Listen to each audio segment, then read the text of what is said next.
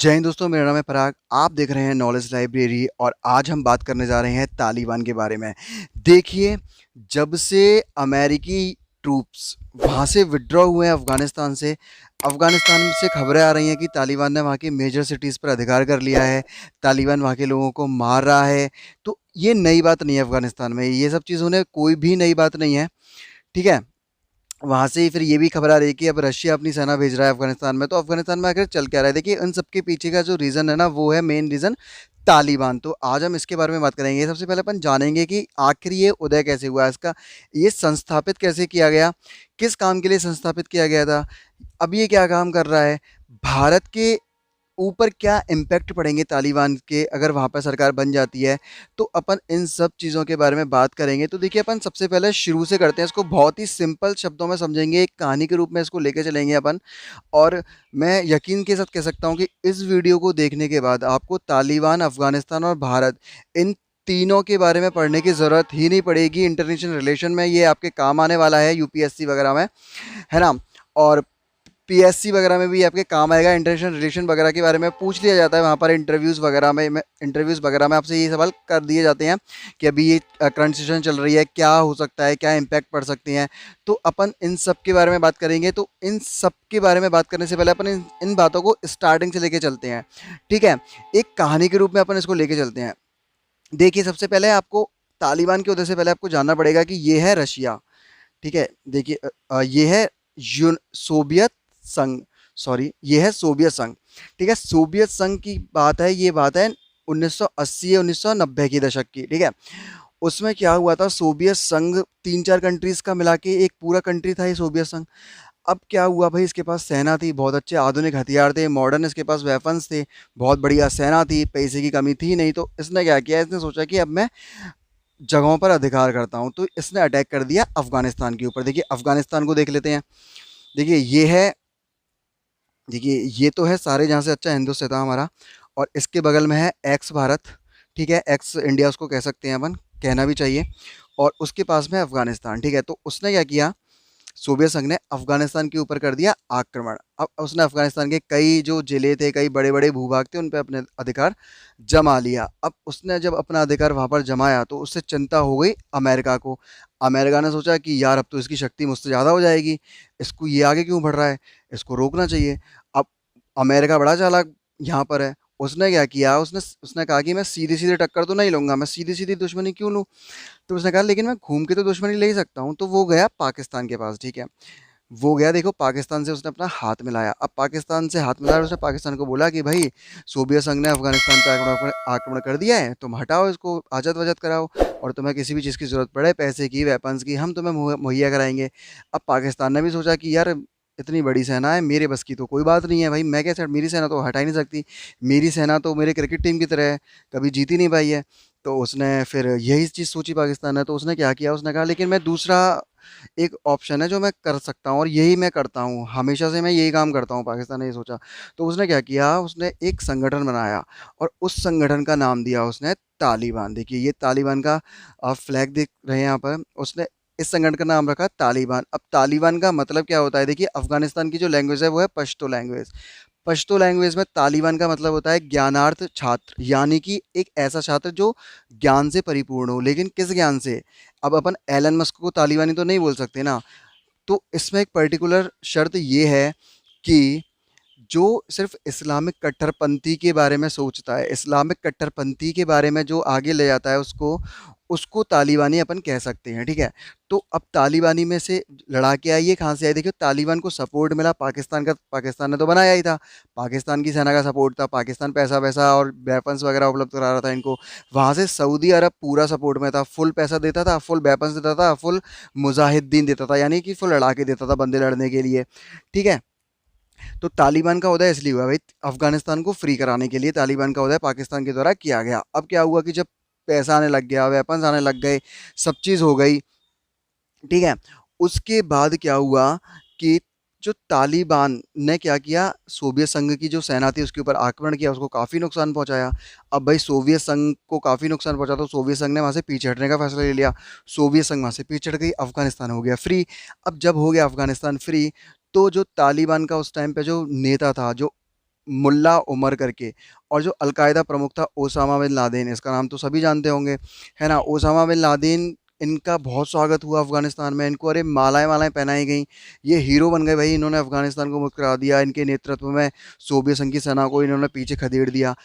तो इन्होंने वहाँ के लोगों से वही जुमले फेंकना शुरू कर दिया कि भाई हमारी सरकार बनाओ, हम शांति स्थापित करेंगे, हम तालिबान को एक दूसरे लेवल पर लेके जाएंगे जो आज तक तालिबान को नहीं, सॉरी, अफगानिस्तान को एक दूसरे लेवल पर लेके जाएंगे जो आज तक अफगानिस्तानियों ने देखा ही नहीं होगा। अब लोगों ने वही है, विश्वास कर लेते हैं लोग, लोगों ने भाई वोट वगैरह दे दिए अब तालिबान को, ठीक है। अब तालिबान ने जैसे ही सत्ता में आया उसके तो वही रंग दिखने शुरू हो गए, लोगों के लिए सिरदर्द बन गया। कैसे बन गया सिरदर्द? भाई आते ही उसने सबसे पहले शरिया कानून लागू कर दिया इस्लामिक का, ठीक है। शरिया कानून लागू करने के बाद उसने बहुत सारे प्रतिबंध पुरुषों पर भी लगाए, महिलाओं पर भी लगाए, बालकों पर भी लगाए, बालिकाओं पर भी लगाए। क्या क्या प्रतिबंध लगाए? उसने पुरुषों को दाढ़ी बढ़ाना बढ़ाना अनिवार्य कर दिया, उसने कहा हर पुरुष दाढ़ी रखेगा। दूसरा प्रतिबंध उसने लगाया कि भाई जो महिलाएं हैं वो ऊपर से लेके नीचे तक, यानी पैर भी नहीं देखने चाहिए, वो बुर्के में रहेंगी, ठीक है। तीसरा प्रतिबंध उन्होंने लगाया कि जो बालिकाएं हैं, जो बच्चियां हैं, वो 10 साल की उम्र तक सिर्फ स्कूल वगैरह जा सकती हैं। 10 साल की उम्र के बाद ना तो वो स्कूल चला सकती हैं, ना वो स्कूल जाएंगी, और अगर कोई भी ऐसा काम करता है तो उसको तालिबानी सज़ा दी जाएगी। फिर उन्होंने प्रतिबंध लगाया कि भाई म्यूज़िक नहीं बजेगा, टीवी नहीं देखे जाएंगे, समाचार वमाचार कुछ नहीं देखे जाएंगे, है ना। और अगर आप इनका उल्लंघन करके देखो फिर हम आपको बताते हैं। और वो सज़ा भी ऐसी देते थे कि मौत के घाट उतारना, सीधा गोलियों से भून देते थे, या फिर बीच चौराहे पे खड़े होकर पत्थरों से मारते थे। तो वहाँ के लोगों के लिए अब ये सिरदर्द बन चुका था। अब इससे क्या है, महिलाओं की स्थिति सबसे खराब हो गई थी, क्योंकि वो उनका बाहर निकलने में प्रतिबंध लगा दिया था। अब घर में बैठे बैठे कई बहुत सारी महिलाओं ने आत्महत्या कर ली इस चक्कर में, वो मतलब टॉर्चर हो रही थी, ठीक है। तो एक बहुत बड़ा सिरदर्द बन के ये उभर आया तालिबान, ठीक है। तो तालिबान की ये कहानी है। अब इसका अफगानिस्तान के सॉरी, इसका अमेरिका के साथ डिस्प्यूट्स क्यों बढ़ा? देखिए, अब जब ये उसने अफगानिस्तान में अपनी सत्ता वत्ता बना ली तो ये सोचने लग गया कि भाई हम ही हैं आगे खलीफा। तो उसने कहा चलो अमेरिका को चुनौती देंगे तो हमारी थोड़ी सी और हेकड़ी पूरी दुनिया में हम दिखा देंगे अपनी, ठीक है। तो उसने क्या किया, जो 9/11 का हमला हुआ था 2001 में वर्ल्ड ट्रेड सेंटर के ऊपर, पेंटागन्स के ऊपर जो प्लेन्स हाईजैक हुए थे, उसने वो हमला करवाया, और उसके पीछे जो प्रमुख था वो ओसामा बिन लादेन था, लेकिन इसमें तालिबान का भी हाथ था। देखिए आप इस वीडियो को देख सकते हैं, थोड़ा सा आपको समझ में आएगी चीज़ें।